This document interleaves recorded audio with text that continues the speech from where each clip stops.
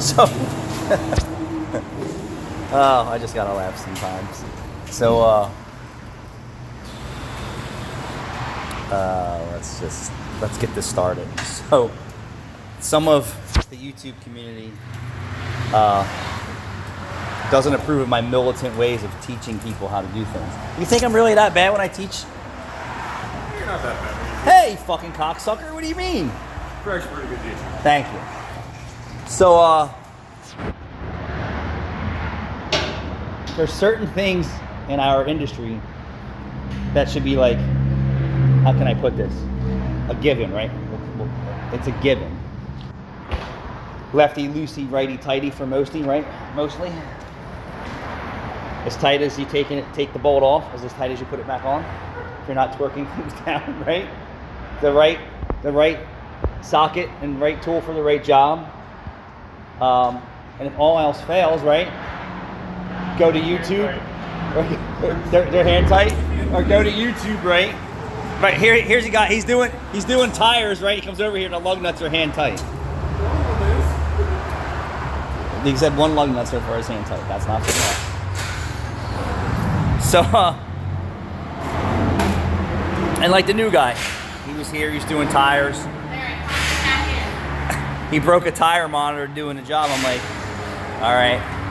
So I never break tire monitors when I do tire jobs. So let me see what he's doing wrong. Same thing with Dylan. He broke a tire monitor yesterday. We were doing a lot of tires with him. Why? Why are you guys breaking tire monitors? And he said, I don't know. I've been scratching my head myself. I'm like, well, I do tires every day too, and I don't break tire monitors. So I had to show him what I do to prevent from breaking tire monitors. And accidents do happen, but there's guys out here doing thousands of tires a day or not breaking tire monitors. So I smack them in the back of the head and say, pay attention. So I watch them do what they're doing, and their process isn't consistent, and that's what the problem was there. Or they're using things that they shouldn't be using to remove a tire. And we're talking about tires with minimal risk for breaking TPMS. I get if you got a rubber band and things like that. Shit does happen. And if I'm not breaking them, then there's a reason why you're breaking them. So we addressed that. And when I was younger, I studied American Goju Karate. And our sensei, right, he was tough. And we had one sensei that was, in our opinion, tougher than the other. But both, they were the sensei, and you had to listen. You know what happened when you didn't get it right after he showed you a couple times? Hold your hand out. It's supposed to be here. You grab your hand and say, "This is where I want your hand." After a couple times you couldn't get that, guess what? You were getting punished for that. And that was part of being committed to the job at hand. You're training. You're learning. You want to become a master of what you're doing, not a clown, right? And there is no checking your text messages or checking your Instagram when you're in the serious combat training things. Not these other clown things that they have out here where everyone gets a participation trophy, and if you're good or bad or all that. That's what ruins this world.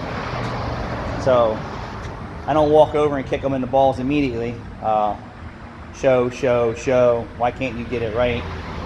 They pick up their phone or checking their girlfriend or checking the tweets or checking this. This is why you have problems, because you're not committed to your job. Why are you setting up a lift wrong? You genuinely may not have known that you were off a little bit, and I get that. But to leave the car in the air after you're done with the job shows me that you have no clue. Follow me?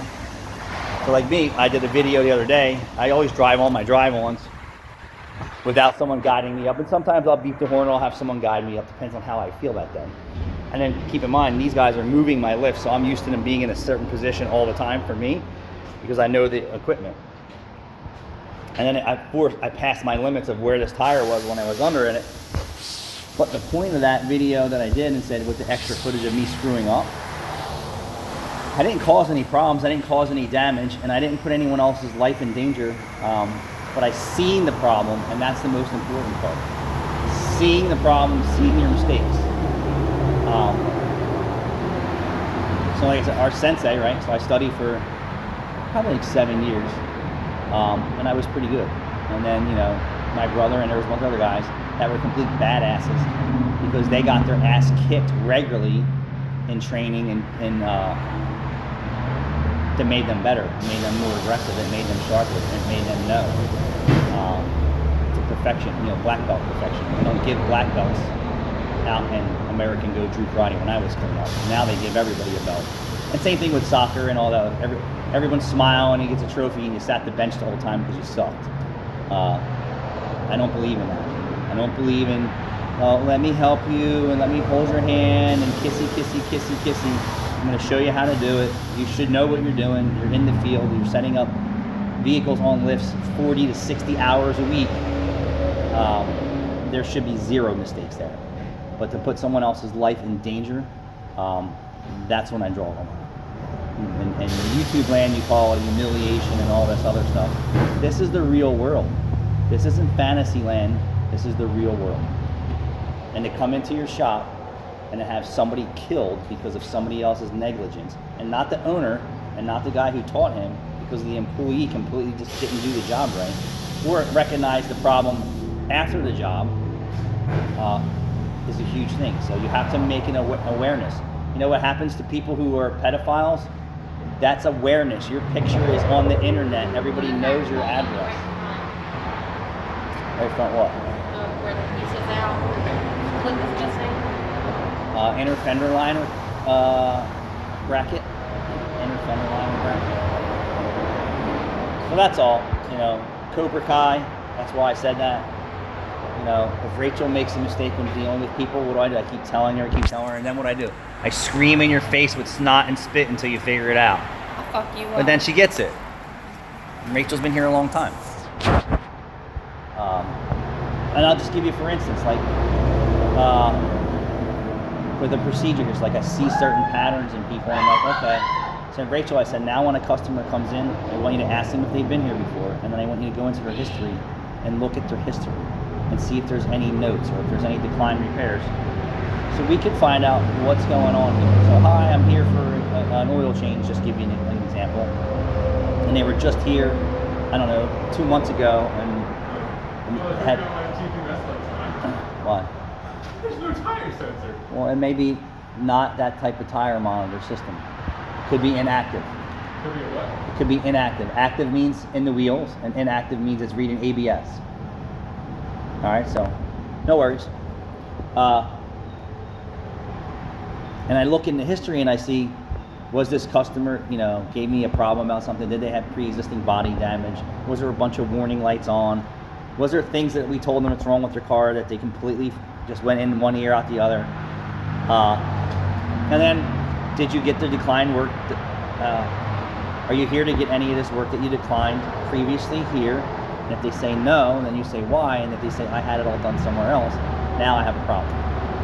And then here's another example of, you know, yes, Rachel? Sorry, Helen answered me, so I'm waiting for